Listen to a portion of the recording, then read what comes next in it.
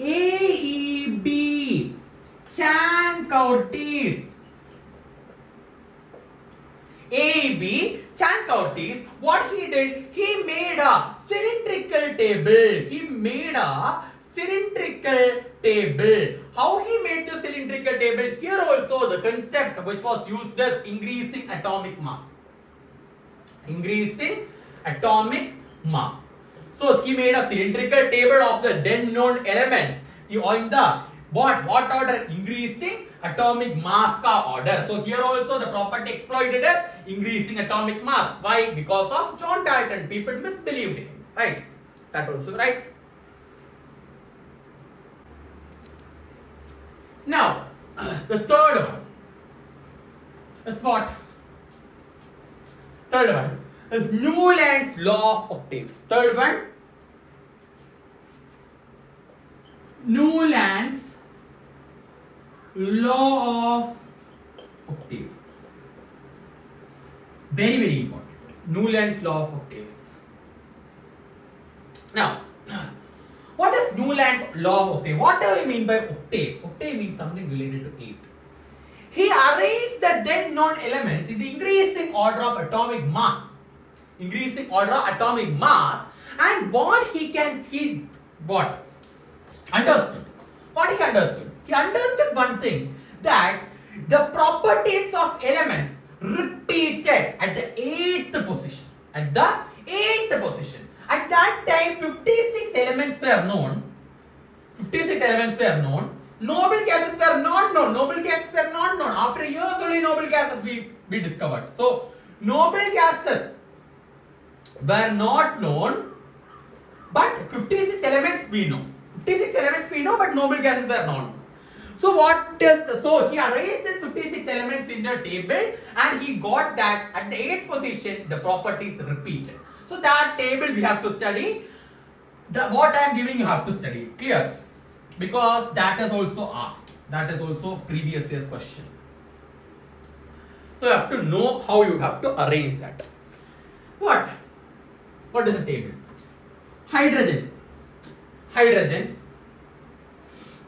Helium is there? No. Helium, because it is a noble gas, not discovered. Lithium, sodium, helium, lithium, beryllium, boron, carbon, nitrogen. This is the 8th element. 8th element. Oxygen, fluorine,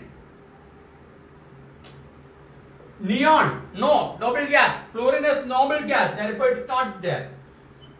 Sodium, magnesium, aluminium, silicon, phosphorus, sulfur, again 8. Chlorine, argon is there? No. Chlorine, argon is a noble gas. Potassium, and you have calcium. Till here you can write, right? Clear? Now, Ti, titanium.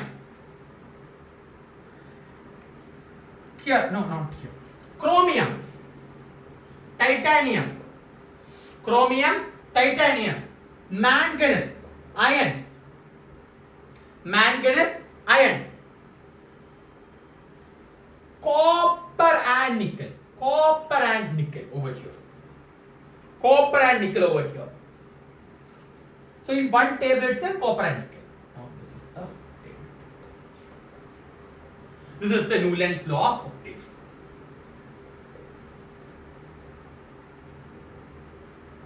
You should know how to make this clear, because this will be asked. Now, what are the demerits you have seen? First, demerit. What is the first demerit? Yes, as always, even today, the position of hydrogen is what? Is anomalous. Hydrogen ka position hai, it is what? It is a disturb. It is what? It is wrong. It is creating some kind of problem. Why? Hydrogen is a non-metal. We all know. Fluorine, chlorine is a non-metal. But hydrogen is what? It will be producing what, guys? It will be producing H plus. Right? Like what? Lithium, sodium, potassium and all. Na plus, K plus and all. But fluorine, chlorine will produce F minus, Cl minus and all. But can we place hydrogen into lithium, sodium, potassium group? That is also a problem because they are alkali metals. They lose what? They are alkali metals. But hydrogen is a non-metal. So we can't place that also there. So there is an anomalous property which we will discuss in the hydrogen chapter in detail. We will discuss about that. Now, the next problem. Copper and nickel. Both elements are placed together. Guys, how we can place like that? It is they are not what? Same elements. Copper and nickel are not same, but they are similar. Even though they are similar, they are not same. Same and similar is very different. So they can't be placed in a single group. So that is also a big demerit. Right, that is also a big demerit. Now come here. How you can place iron below oxygen and sulfur? Oxygen and sulfur, they are non-metal, right? They are non-metal, but iron is a metal. How you can place here one metal over here? They are non-metal. It is what? Metal. How you can place that? That is also wrong. So all these made what? This table a what? Incorrect one. But he was awarded, Newland was awarded Davy Medal by Royal Society. He was awarded Davy Medal by Royal Society of London for what? For his work, for giving this what? Proposing this Newland law of octaves. Clear? Was given Davy Medal for this classification. I don't know why he got this, but he got what? Daily prize for this classification. This classification also you have to know.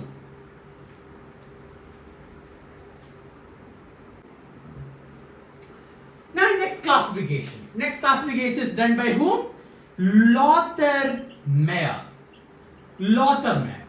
So what Lothar Meyer did? Lothar Meyer, he just plotted a graph. Guys, he plotted a graph. What graph he plotted? X-axis you have, y-axis you have. What he plotted? Atomic mass and atomic volume. So this graph of atomic mass and atomic volume, that he plotted. And he plotted a graph where he got kind of this. He got. Now what he got? Like not like this exactly. Here it is small, then here large, somewhat large here. Here it is more large. Here it is again more large. So this is what he got, Lothar Meyer got. And what he said. Here you can see 4 regions in this graph. 4 regions are there in this graph. What are the 4 regions, guys? This is a peak. This is a peak. This is a trough. This is a trough or depression. This is your ascending portion. And this is the descending portion. So you got 4 regions in this graph, right? What are the 4 regions in the graph? Peak you got, ascending portion, descending portion, and a trough you got. Now all these parts denote different what? Groups. Different groups. That is giving or that is specifying different groups. Now what that we have to study. Now what? Peak. We have peak. Peak is giving what? Alkali metals. Peak is representing alkali metals. What are the alkali metals, guys? What are the alkali metals? Lithium, sodium, potassium, rubidium, cesium, francium. Right, these are the alkali metals which is represented by the peak. That is representing the peak. Now we have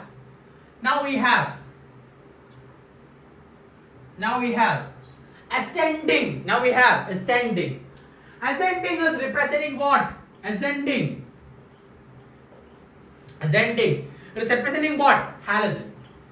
Representing halogen. What? Fluorine, chlorine, bromine, iodine, astatine and tennessine. Right? So tennessine is very important. Tennessine, people used to what?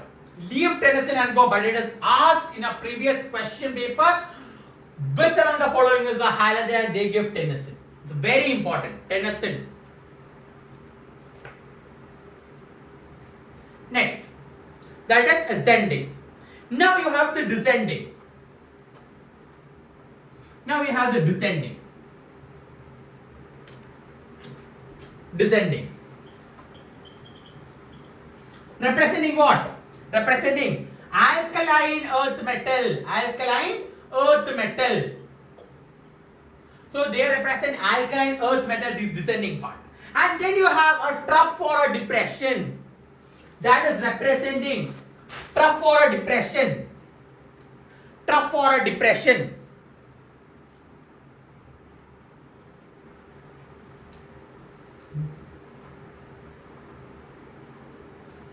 Then we have a trough or a depression. Trough or depression, which represent what? They represent the D block elements. That represent the D block elements or transition elements.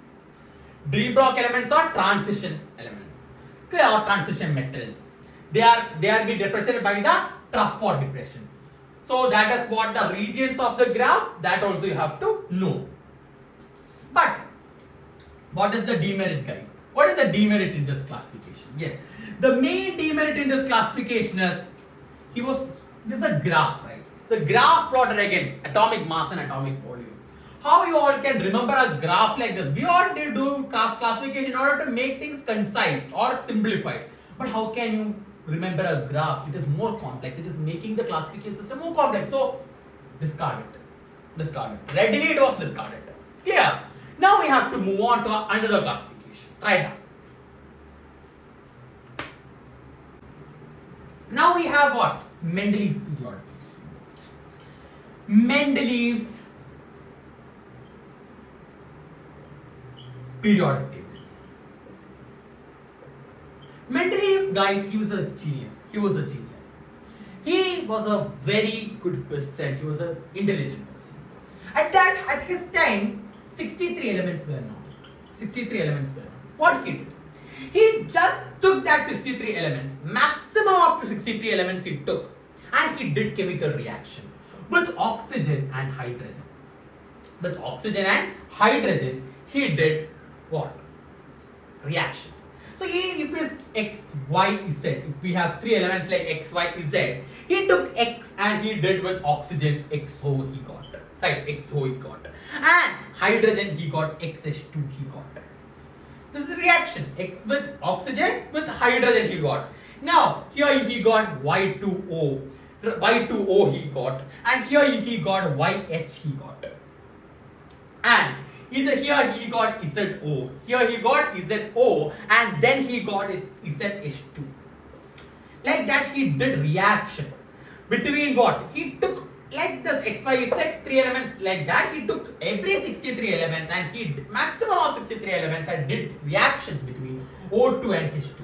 And what he got, guys? He got that the elements with same formula. The elements with same formula have same valency. What is valency? Valency is the combining capacity. Valency is the combining capacity. So what he told that the elements with the same valency, elements with the same chemical formula will have the same chemical valency also. That was what he formulated. And with that, he gave a periodic law. With that, he gave a law for the law also. What was that law? We have to look that law in detail because here the statement question will come. This is the portion from where. What is Mendelev's periodic law? Mendelev stated that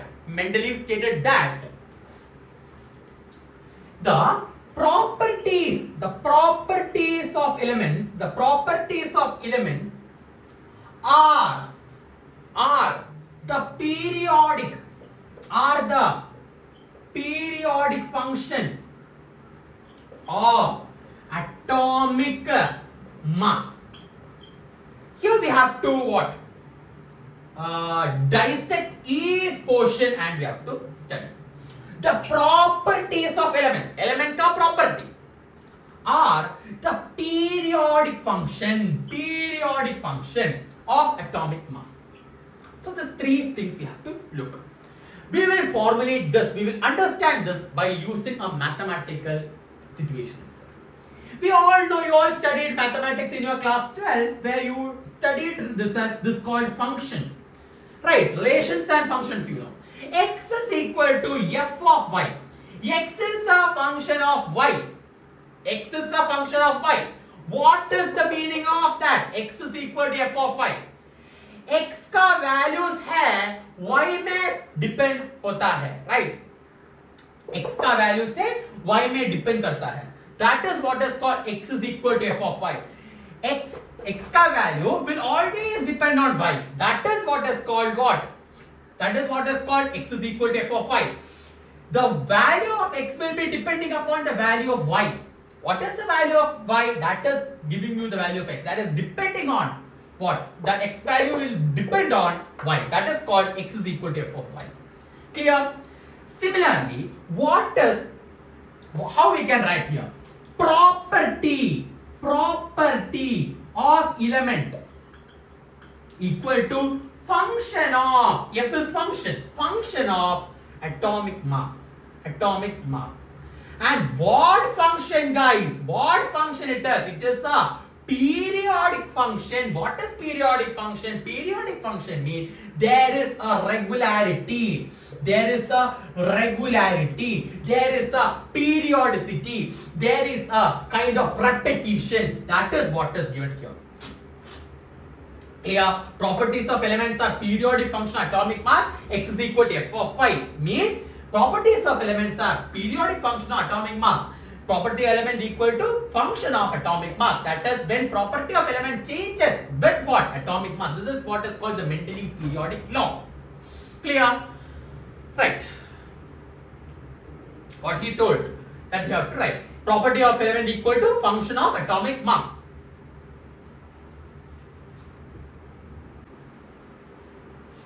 Now, we have to study what these two people, that is Lothar-Meyer and Mendeleev. These two people lived around 1869. Lothar-Meyer and Mendeleev both lived around 1869.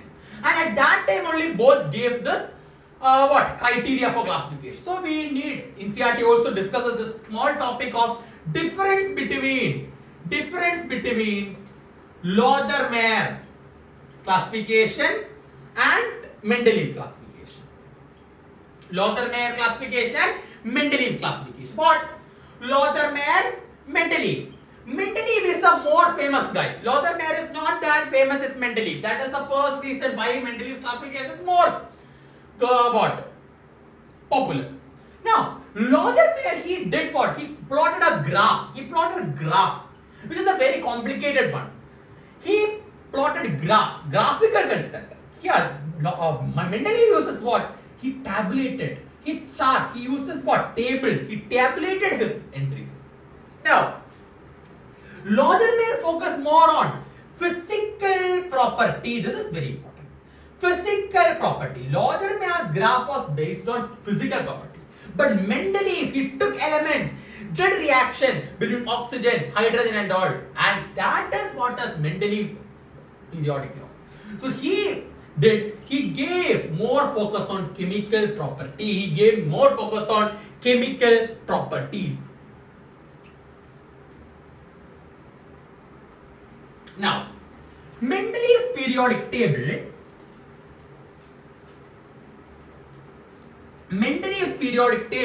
is having what? Mendelev's periodic table is having rows and it is having columns. Mendelev's periodic table is having rows and columns. And his rows are called periods. And columns are called groups. This is also given.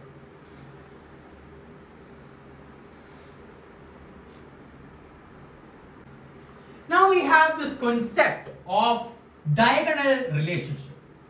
What do you mean by diagonal relationship? That is also a previous year question.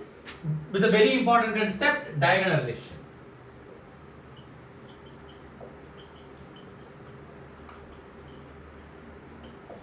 This is one question we have got in our previous year questions.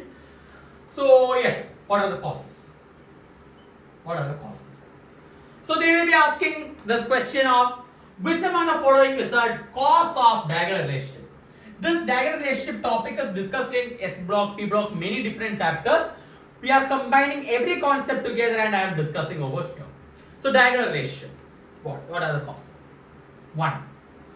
The main causes similar electronegativity. Similar electronegativity.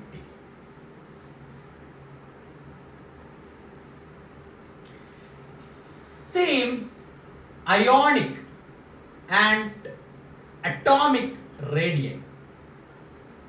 Atomic radii. Third, similar E by R ratio. Most important. Don't ever forget this. Similar E by R ratio. Fourth, similar polarizing power of ions. Similar polarizing power of ions. So this 4 concept you have to know. Similar electronegativity, same or similar ionic or atomic radii, similar E by R ratio, similar polarizing power of ions. So all these 4 properties are the main cause of diagonal relationship. It's a previous year question. Most important, similar E by R ratio. Don't ever forget this point. Now we have to look which all elements are going to give this diagonal relationship. Examples. So from where the question you will get another type of question. Which of the elements or which of the following are diagonally related? Now, group 1 alkali metal: lithium, sodium, potassium, rubidium, cesium, francium. Sodium, magnesium, sorry. Next is alkaline earth metal: cesium, francium. Beryllium, magnesium, calcium, strontium, barium, radium. Beryllium, magnesium, calcium, strontium, barium, radium. This is alkaline earth metal or group 2. This is what? Group 1. That is alkali metal. S block elements. Both are S block elements. What is the diagonal relationship we have? Yes. What is the diagonal relationship? Lithium, magnesium, sodium, calcium, potassium, strontium, rubidium, barium, cesium, radium. First you write this, then match like this. Diagonals you put.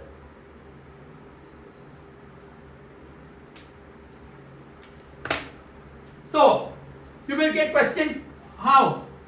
Which of the following are diagonal related? Lithium and magnesium, diagonal related. Sodium and calcium, diagonal related. Potassium and strontium, diagonal related. Rubidium and barium, diagonal related. Cesium and radium, what? Diagonally related. This is a one type of question which you are going to get for your exam. Now, diagonal relation. This statement was asked in your previous year question. This statement was asked. What was that statement? Diagonal relationship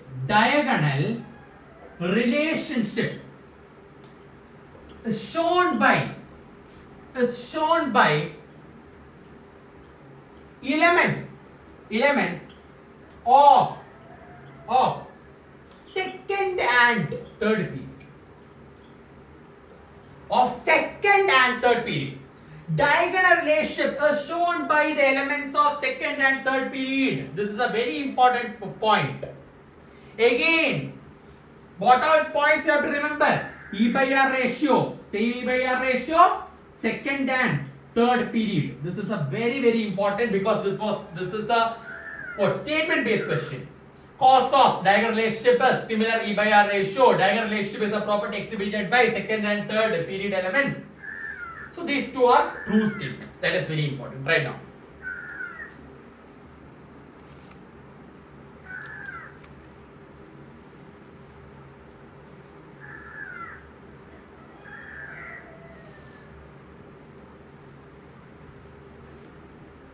Now example. How we build second and third period.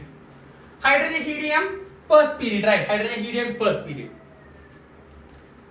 Period 2.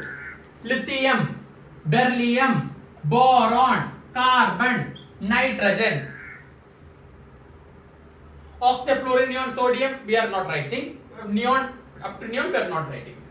Sodium,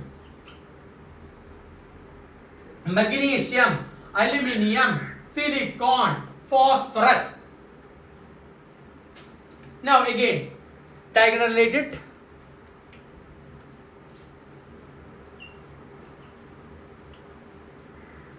So another pair, what you are going to get? This, this.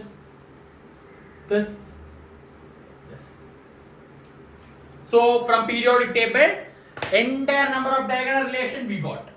Lithium, beryllium, boron, carbon, nitrogen, sodium, magnesium, aluminium, silicon, phosphorus. Diagonal this. There, first group and second group diagonal relation. So you how you know, right? Now you got entire how you can find the pair of diagonal relationships in periodic table. This much only is enough and more for your NEET, UG or JEE from what? The topic of diagonal relation. This much only is needed. Nothing else you have to refer. Next.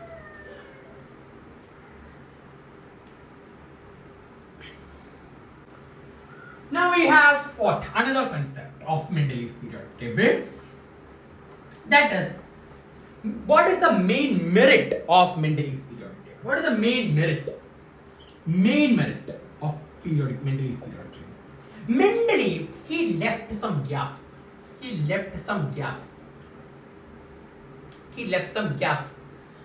And he predicted the element.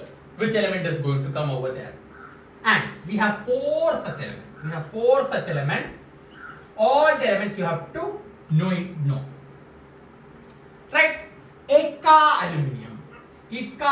aluminium. What is Eka aluminium? That is gallium. So, gap under aluminium is named as Eka aluminium by Mendeleev, and that future it is discovered as gallium. Now, Eka silicon, gap under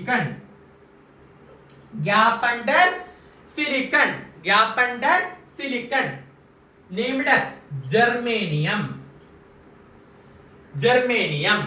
Next, Eka manganese, named it as gap under manganese, named it as technetium. Eka boron,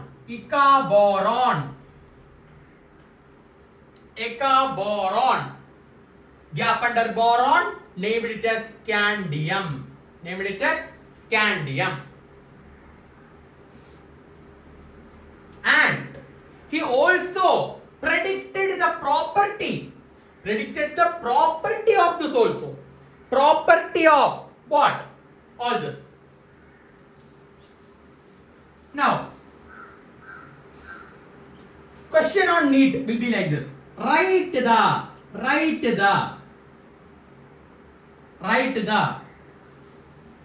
chloride of. Write the formula of chloride of Eka aluminium. So you have to know what is Eka aluminium. What is Eka aluminium? It is gallium. What is aluminium chloride formula? Aluminium AlCl, aluminium 3Cl1. So AlCl3. So similarly gallium, it is having what? Eka aluminium is gallium. So it is GaCl3. Next, write the formula of oxide of Eka aluminium. What you will write? Aluminium is gallium. Aluminium oxide AlO3 2, that is Al2O3. So here also Ga2O3, right? So from here what we can say, aluminium valency 3, gallium valency 3, silicon valency is 4, germanium valency is also 4, like that we can say, right? So such kinds of questions you will be getting for your exams. Clear? That is the main merit of Mendelev's periodic table. And then some more concepts we have to discuss about Mendelev's periodic table also. That we will be discussing in our coming classes. So this much portion which we have taught, that is our historical development, that Dobrinian law of triads, very important, Mendelev's very important, Newland's law of octaves, very important. 3 you have to look, you have to practice what all things I have given in my class, and then pause the video, don't skip any topic, because only what is required for your NEET or JEE I am giving you. I am not giving you the entire NCERT and all. I am discussing each and every line of NCERT in detail. I am going to give, I am giving you, and that too in an examination point of view. I am not giving something that is extra or not mentioned in NCERT and all. I am not going to do that. I am just mentioning what all things you have to know as a 11th or 12th standard student, which is important to crack NEET or JEE exam. So that much only I am giving you. Please believe, trust upon me that no question is going to be asked outside this concept or from these sessions. So Dobrinian law of triad, if any question on Dobrinian law of triad is going to come in NEET or JEE, only from here this question will be coming. Not from any other portion, not any new type of question is going to come. Only you have to practice these questions, study these questions, and don't leave anything from what I am teaching you. Study line by line what I am teaching you. All these points are very important. Clear? So with that I come to the end of my session. So do let me in the comment section how you are feeling about my class. Give your honest feedbacks and reviews. Also if you have any sorts of doubts or any sort of suggestion, please do comment. And like this video, share this video to your NEET friends, and also ask people to watch these videos completely without skipping, because I am giving you the very concise manner of inorganic chemistry, and we will be discussing about the long form of periodic table and trends of periodic table in our coming classes. So till that, bye from you all guys. So it's me Pranav signing off.